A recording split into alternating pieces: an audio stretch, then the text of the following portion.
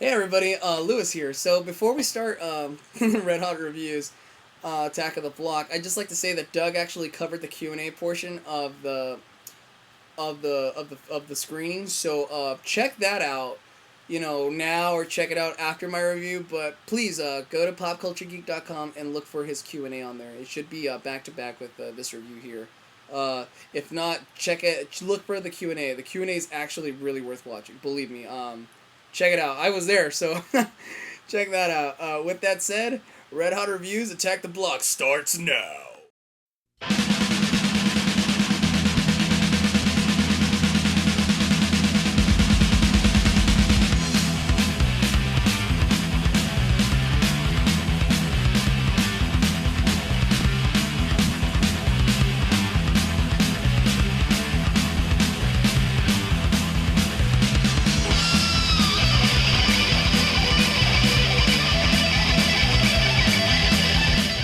Hey everybody, in this Red Hot review, I decided to go check out Attack the Block, and I'm about to go see it right now, and as soon as it's over, I'll let you guys know what I thought about it. Hey everybody, so I'm getting out of the theater right now. I just saw Attack the Block, and my review will be up in a few minutes. Hey everybody, so Red Hot review. It's time to give my thought on Attack the Block. What did I think about Attack the Block? I'll say one thing, it's a lot better than Cowboys and Aliens. But honestly, to be fair, let's talk about Attack the Block. So, Attack the Block is this independent action comedy sci-fi film from the UK. It's just debuting, right like recently over here, and I think it's had a little while over there in the UK. But with that said, though, this movie is really good. This is not typical American kids sci-fi action comedies. This isn't The Goonies. This isn't Monster Squad. Though you would assume, with it being about aliens and kids and guns and stuff, you think it'd be a little bit Monster Squad related or Goonies related on that note, and it's really not. It actually makes those movies look like baby films. This movie's almost it's really dark, I'll say that. It's a pretty dark film. I mean, you might as well call this almost like a not really a dark comedy. Hell, it's borderline drama if you ask me on certain aspects of the film. I'm not gonna say where because I don't want to give it away. But yeah, there's some pretty dramatic. What I think are legitimate dramatic moments, though. At the same time, they barely pass as dramatic moments, but just a little bit over enough. In other words, like I said with Cowboys and Aliens, that movie did bare minimum for everything. This movie kind of does bare minimum as well, but let's say a little bit more than the minimum, like a little bit extra above 50%, so 60% more. Whereas Cowboys and Aliens, no, I'll say 70% more. No, 65% more. Sorry, 65% more because 70 would be more than the bare minimum. So 65% more than what Cowboys and Aliens did 50% way. So enough bashing about Cowboys and Aliens. Let's talk about this film. Let me give you a little bit of the story. I'm not going to give too much away. I really would encourage you guys to go see this film based on what I'm going to talk about. So a little bit I could say is these kids are thugs first and protagonists second. So getting that out of the way, that should kind of give you an idea of what to expect out of this film. There are redeemable qualities. I'm not going to say where, like I said, but they're there. Because, you wouldn't enjoy this film if there wasn't some redeeming quality to most of these characters. Especially the protagonist. The protagonist is, to me, when I saw this film, the protagonist, I actually hated. But not in the sense of, he's a bad actor. In the sense that he did a really good job acting as a thug. This kid acts like such a thug in this film, you kind of wish he was dead. He's a fucking dick in this film. With that said, he has a very, very kick-ass redeeming moment. All I'm going to say. The actors are convincing. The story was very fun. Interesting, in the route that they did take it in, but very fun. Little to no CG used in this film, which I'm a humongous fan of.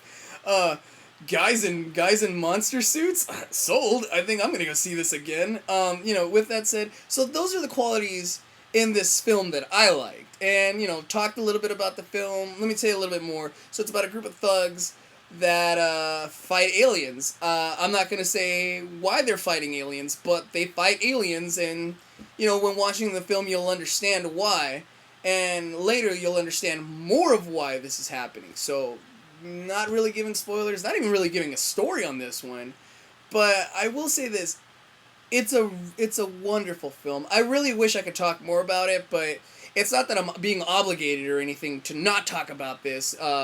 It's just that if I talk about it, I'll pretty much ramble to a point where I'll tell you the story.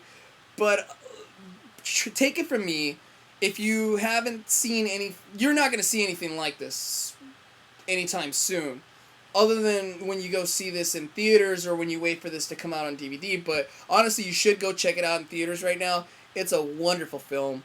What else can I tell you that makes this movie worth watching? I'll say this: look at the poster and then go look at the trailer. Super misleading. I mean, even for a regular trailer, I still would consider that a teaser. It's not telling you anything about this movie really has behind itself. It's fun. It really is. Like, don't think of this movie as like ultimately dark and it's not funny. There are a lot of funny moments in here, but there's a lot of dark moments in it as well. This movie really knows how to balance itself out, playing on a really dark level and on a really humorous level, and then out of nowhere, a dramatic level just comes out of nowhere too. I mean, it has a little bit of everything in its right place, and it doesn't do bare minimum with what it was supposed to provide. It provides with a little more than enough of action, comedy, sci-fi, hell, even drama, which I'm not seeing it being labeled on here for IMDb. I would consider a little bit of drama being in there. I mean, it's not a lot. That one I would consider to a minimal amount, but honestly, it's like if you added a teaspoon of spice to a meal, and you know how they say, oh, it's just perfect, just a spice, just like a little smidgen. Literally, it's a smidgen of drama, but it works. It really does work as a smidgen. I don't think it would work well being too much, or there not being any drama at all in here. With that said, though, because I want to wrap it up really short, this is a really great film. As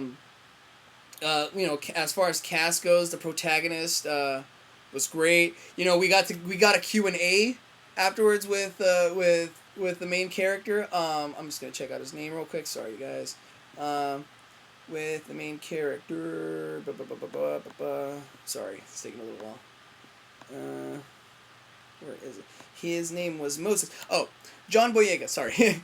So John Boyega was there. He was Moses. He's the main character of this film, and Edgar Wright was there. And Jon Favreau popped in for to give a little bit of go check out this movie. Make sure they're trying to get this right now. According to Favreau, they're trying to get this back to back with Cowboys and Aliens and Attack the Block. No offense to Favreau or anything, but dude, the movie just didn't really sell me that well. But like I said, that's not entirely Favreau's fault or anything like that. That's a million reasons why that movie didn't do well. But anyway, I'm not here to talk about that. But what I will say is, though, check out this film. Go find it. It's playing at the Arclight if you live in LA.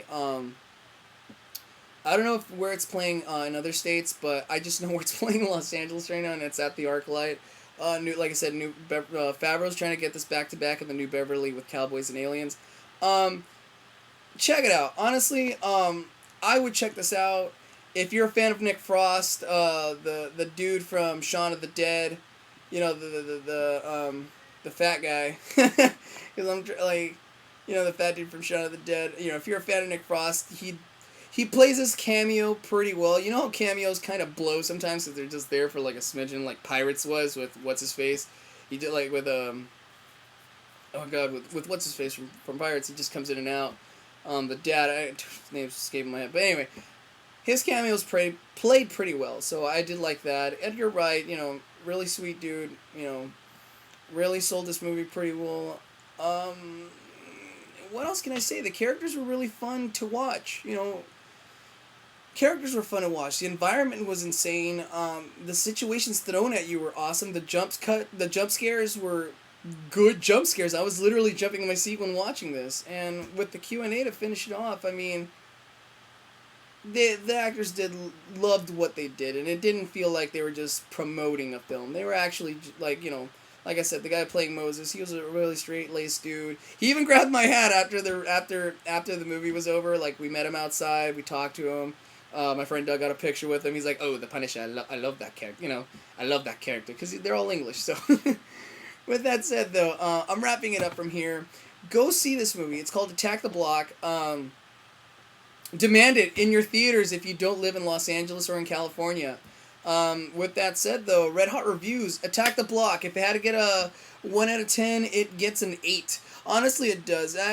Not since Hobo with the Shotgun have I been impressed with a good independent film. So, it's up there. It's really good. So, it's really good, and I'm just going to leave it at that.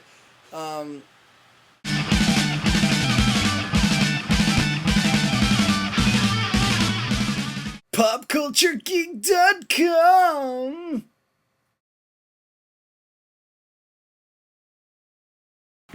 Oh. Damn it. You know what? Take 2 on that. Oh crap! Take 3. Oh. Damn it, I think I knocked something down. Take 4. I don't do the sliding anymore. This is why I don't do the sliding anymore for the videos.